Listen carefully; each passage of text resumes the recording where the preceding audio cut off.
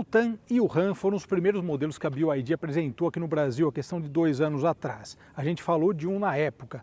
Agora a gente vai falar do novo BYD Tan. Ele traz alguns diferenciais importantes, maior bateria, portanto maior autonomia, novas rodas, um facelift e mudanças na suspensão ativa, o que melhorou bastante a questão da dirigibilidade. Saudações pessoal, muito bem, nosso carro de teste da semana então, SUV grande. Eu já comentei aqui no canal, eu gosto de SUV com um tamanho maior, que é basicamente a origem, né, do Sport Utility Vehicle, ou seja, aquele veículo utilitário que você põe todas as coisas da sua família, ou se é sozinho, enfim. Mas é um veículo grande que dá para levar muita coisa e tal. Essa é a ideia. O BYD Tan foi o primeiro SUV elétrico de 7 lugares, ele chegou com essa novidade no mercado e a BYD chegou naquele momento, a questão de 2 anos e pouco atrás, justamente, inicialmente parecia que eles iam mirar um público de maior poder aquisitivo. Então eles trouxeram o Tan e o Han, que são 2 pesos pesados, tanto em tamanho quanto na questão de valores. Mas, como a gente sabe, a BYD abriu o leque e acabou trazendo elétricos de entrada, o modelo mais barato do país, enfim, com o BYD Dolphin e o Dolphin Mini, que a gente tem que conhecer ainda, além do Song e o Yan Plus, que teve uma mudança recente. Bom, uma coisa interessante para falar dos carros chineses é que na China o volume de produção, o volume de mercado, o volume de venda é muito grande. Então, eles estão sempre fazendo mudanças nos carros. O que isso significa? Que os carros mudam muito lá. Facelift, geração, enfim. O nosso mercado não é exatamente assim. Aqui as marcas fazem aquele facelift meia-vida e o carro continua sendo vendido. Então, essa é uma questão, vai ser um desafio para as marcas chinesas se adequarem ao modo como o brasileiro, de modo geral, compra carro e consome um veículo, porque afinal você mudar o carro a cada 1 ano e meio tal é meio delicado. Mesmo agora com esse programa de recompra e tal que eles estão fazendo, é uma coisa que eventualmente tem que ser repensado, né? Mas enfim, a grande novidade aí do Tan nessa mudança estética, o Han, eu quero trazer aqui para o canal ainda, o chamado Tesla chinês, né? A gente falou do Dolphin e falamos também do Seal, que é um carro bem legal, né, da BYD. Bom, começando pelas dimensões, né, são 4,97, entre eixos também, entre eixos generoso, é um carro de 7 lugares, né, eu falei há pouco, foi o primeiro SUV elétrico de 7 lugares. A gente vai ver o acesso e os 2 lugares a parte de trás um pouquinho menores, aliás, como todos os 7 lugares vendidos no Brasil, mas como eu falei, acaba sendo uma opção você poder ter eventualmente 7 lugares, né? E também tem o Tiggo 8, que é um carro logicamente não elétrico, né? Tem o híbrido e o Pro que a gente foi conhecer lá em Goiás, que são carros aí a combustão ou híbridos mais convencionais. Mas o Tan, sem dúvida que ele traz esse aspecto diferenciado, um carro que chama atenção na rua, porque tem muito Song, que é o híbrido da marca, a gente vai pegar em breve aqui no canal, o Song Pro. Tem o Plus, que a gente já falou, e tem o Pro. Mas o Tan ele chama atenção porque é um carro de mais de meio milhão, enfim, um carro que tem esse diferencial, tanto de tamanho quanto também de preço, sem dúvida nenhuma. Mas começando por aqui, facelift ajustou o estilo dele aos outros modelos da BYD. Então a gente tem aqui um conjunto óptico bonito, conjunto óptico bem funcional, bem acertadinho, esteticamente falando também. Aqui na frente o BYD, alguns modelos têm uma faixa prateada, né, cromada, aqui é cinza fosco, achei de bom gosto, eu achei mais interessante. E todo o sistema de câmeras e tal, ele tem um sistema de ADAS bem desenvolvido. Como a gente vai falar de outros modelos da BYD, eles não trazem. Aqui câmera 360, enfim, então o Tan realmente nesse ponto ele é bem servido e a segurança foi um ponto levado a sério pelo pessoal que fez o carro e também nesse facelift ele segue muitos equipamentos. Uma mudança, rodas de 22 polegadas. Essas rodas de 22 polegadas na cor preta são rodas que combinaram bem, o carro tem uma caixa de roda grande, mas eu acho particularmente que ele perdeu um pouquinho em conforto, quando a gente fala em relação àquele primeiro que a gente andou, ele perdeu um pouquinho em conforto. Mas, enfim, eu até entendo eles pensando em termos estéticos, que é o que muita gente leva em conta também. Um detalhe interessante falando de estética, a coluna B, coluna C na cor preta, né? Então isso dá até uma ideia de um tamanho maior. Como eu falei, ele é um carro que tem um design muito legal. E os chineses, basicamente, o que eles fizeram foi trazer ou levar, né, para a China projetistas europeus, de estúdios renomados, enfim. Por isso que os carros chineses têm um estilo bem acertado. E por fim, a parte traseira, também tecnologia em LED, nós temos esse conjunto óptico todo formando uma peça única, o limpador escondido, também limpador traseiro, que é um outro artifício que as marcas usam bastante. E, por fim, dá para abrir de diversas formas, né? Inclusive passando o pé também. É uma forma mais habitual de abrir, mas dá para abrir aqui no para-choque também. Esse porta-malas com os bancos recolhidos, mais de 900 litros, e com os bancos, usando a terceira fileira de bancos, 235 litros, o que fica mais ou menos na média dos concorrentes, é até um pouquinho maior, vale ressaltar. Uma coisa que se destaca bastante nos carros da BYD, sem dúvida nenhuma, é o acabamento bem cuidadoso, né? E uma coisa que é legal nesse carro é que o acabamento é até mais sóbrio do que outros modelos. Essa combinação interna ficou bonita, a externa com a interna, mas esse carro azul marinho com esse interior marrom deve ser um negócio sensacional. Segunda fileira de bancos, como eu falei, o espaço bom. Nós temos aqui, por exemplo, uma questão interessante, que é o assoalho plano. E mesmo assim, ó, você fica numa posição boa, tá vendo? A bateria, essas baterias Blade da BYD, elas são muito bem pensadas, porque você fica numa posição praticamente igual a um carro a combustão, né? Você não tem aquela perna mais dobrada, como a gente vê em vários modelos, né?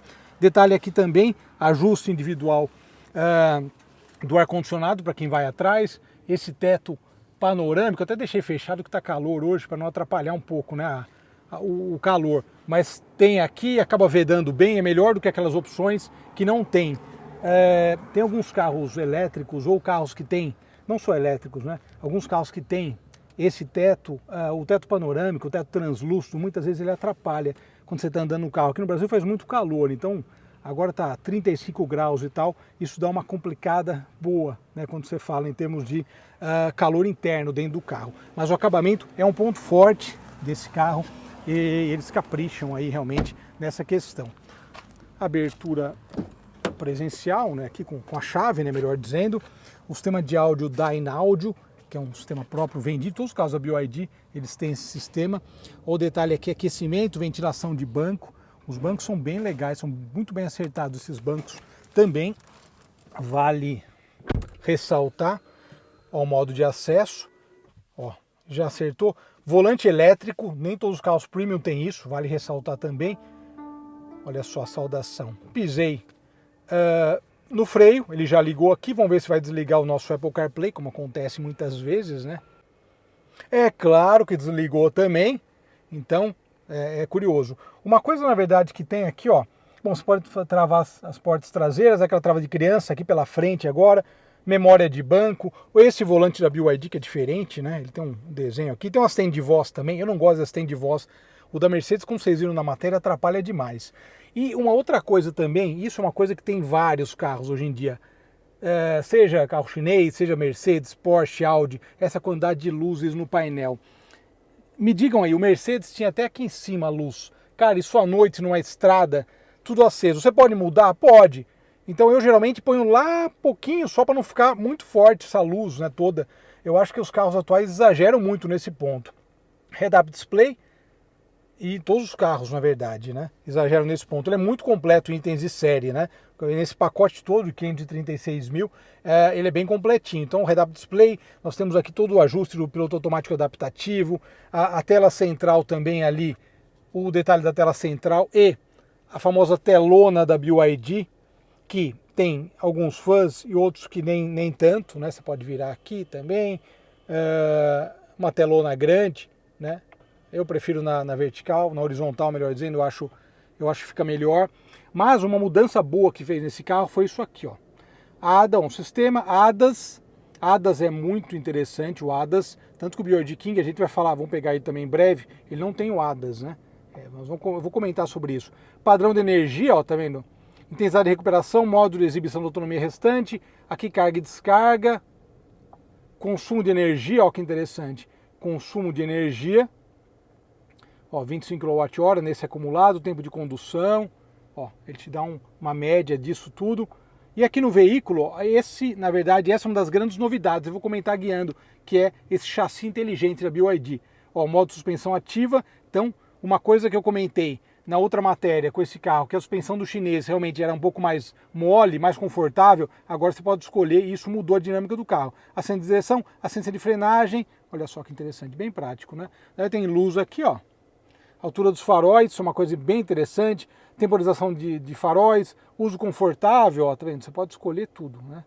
Isso é bem prático, né? Head-up, painel de instrumentos, enfim, o ajuste do brilho de instrumentos, a navegação também você pode tirar, enfim. Você pode fazer o que você quiser, aqui é bem prático, né? Limite de velocidade, o ar-condicionado, vidros, portas e travas, enfim, você faz toda ó, luz de sinalização, modo de reboque, isso é uma coisa importante, antes de ficar colocando engate à torta e à direita no carro, anúncios inteligentes, enfim. Daí tem essa questão toda dos serviços também, né, quando vai o carro fazer algum serviço. Aqui do ar-condicionado nós temos esse menu, você escolhe a temperatura, e aqui a ventilação, né? Dá para você escolher por aqui na tela, tá vendo? A velocidade também acaba sendo prático, né? O dual zone, enfim, você escolhe exatamente isso. Aqui nós temos também o detalhe da transmissão, o carregamento por indução, que é bem aqui, e mais um porta-objeto, que acaba aí ajudando quando vai carregar alguma coisa. Muito bem, liguei aqui, estamos com ar-condicionado no 2, eu vou até mudar. Hi BYD. Ar-condicionado, velocidade 1. Pode repetir? Velocidade 1, ventilação. Certo, a velocidade do ventilador agora está definida como assentos. Maravilha. Bom, esse ajuste de voz eu achei interessante porque na verdade ela não fica influenciando muito enquanto você está guiando. Uma coisa que eu senti no Mercedes foi justamente isso, né? No E300 que a gente falou recentemente. Ele é um carro que acabou interferindo demais justamente na sua condução. Eu achei um pouco intrusivo, sabe assim? Já conhecendo outros modelos da Mercedes e falando do MBUX, eu achei que a versão atual ela fica mais intrusiva. Então eu desligaria de modo geral para não atrapalhar muito. Mas é uma coisa que tem acontecido, né? É curioso. Rodando, bom, falei aí, fiz a prestação técnica, né? A apresentação do estilo do carro. Vale ressaltar que essas rodas de 22 polegadas, elas são calçadas com freios da Brembo. Quer dizer, elas são utilizam freios da Brembo, né? Melhor dizendo, colocação melhor. Então é bem interessante a otimização de freio que esse carro tem. Mas a grande mudança, sem dúvida, foram duas grandes mudanças. Primeiro, a autonomia, agora por volta de 500 km. Tem o ciclo WLTP, que é o ciclo ideal. Os caras acham que andam a 30 por hora com tudo desligado. Tem o ciclo do Inmetro, que é o cara que anda com o pé embaixo. Então são os extremos, né? E tem o ciclo aí, ó.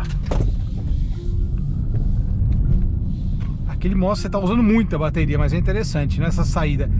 E tem o ciclo, por fim, que é o ciclo real, que é o quanto você realmente utiliza, né? Na vida real, no uso real, o quanto você vai usar o quanto você vai ter de autonomia real. Isso é importante. É claro que muda. Com esse carro, a semana foi corrida, não consegui viajar, pegar uma estrada com ele, como a gente tem feito com os elétricos de maneira geral. Mas no circuito urbano ele tem essa média boa, né? Dentro dessa ideia. Mas assim, uma coisa importante é que esse aumento de autonomia e também o tamanho da bateria, né? São 108 kWh de bateria agora. Ele acaba, logicamente, também sendo uma vantagem, porque como a gente sempre diz aqui, né? O carro elétrico, ele tem um calcanhar de Aquiles quando você usa estrada, porque você pisa mais. Uma das exceções, ou a exceção, por falar exceções, porque a gente tem aí o Taycan, que a gente falou recentemente, e também temos o Audi e-tron, né, o irmão dele. Ó, falei em Taycan, apareceu aí. O irmão dele, que também é um carro que tem essa questão de ter as duas marchas. Isso faz uma diferença tremenda. O uso de energia é menor, é bem otimizado isso. No caso da BYD,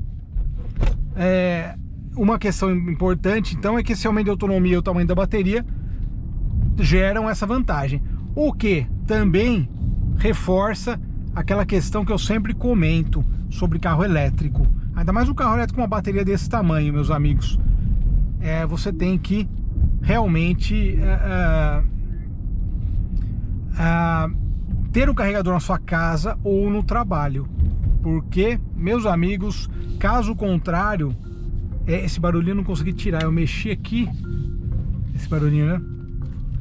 Caso contrário, se você não tiver, você vai passar apuro. Eu dei o exemplo do ID Bus, o quanto a gente carregou, o quanto eu gastei para carregar. Então, né, carregamento em casa é essencial.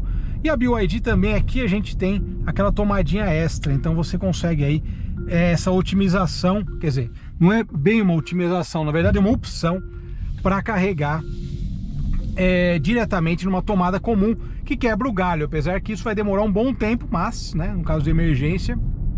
Mas aquele carregador carga lenta em casa ou no trabalho, né, é a melhor coisa que tem, sabe? Daí você tá sossegado e inclusive você consegue carregar até 80%, seguir aquelas recomendações saudáveis, né?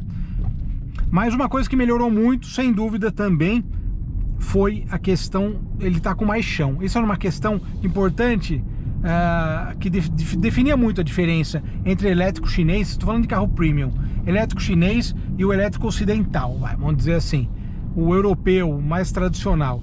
Os elétricos chineses, os carros chineses de modo geral, eles sempre foram carros mais confortáveis, mais voltados para o conforto, né? Eu imagino que lá eles prezem muito isso. O que acontecia é que você pega um carro desse com mais de 500 cavalos, a dinâmica de direção dele era uma dinâmica de direção não esportiva, inclusive mais lenta, né? Ele deu uma melhorada nesse ponto, a suspensão ativa realmente resolveu a questão, fez com que isso se tornasse um bom ponto do carro, um ponto que deu uma boa evoluída. Não é um Porsche Taycan, mas deu uma evoluída boa dentro da ideia. Então, os chineses estão em constante evolução. Essa é uma questão bem interessante quando a gente pega o contexto de mercado, né? Eu falei lá no começo da matéria que os carros chineses, eles evoluem muito, e os chineses também, eles têm essa questão de evoluir rápido e mudar muito o carro, porque o mercado lá é muito dinâmico, então eles estão de olho nisso, né? Então essa questão de autonomia, a questão de melhora de suspensão, ou seja, eles já estão agradando outros mercados que não veem, não viam o BYD como um carro com uma dinâmica mais esportiva. Apesar de não ser a proposta principal, mas sem dúvida que é importante, né? Você ter um carro muito potente que faça curvas rápido com competência, né?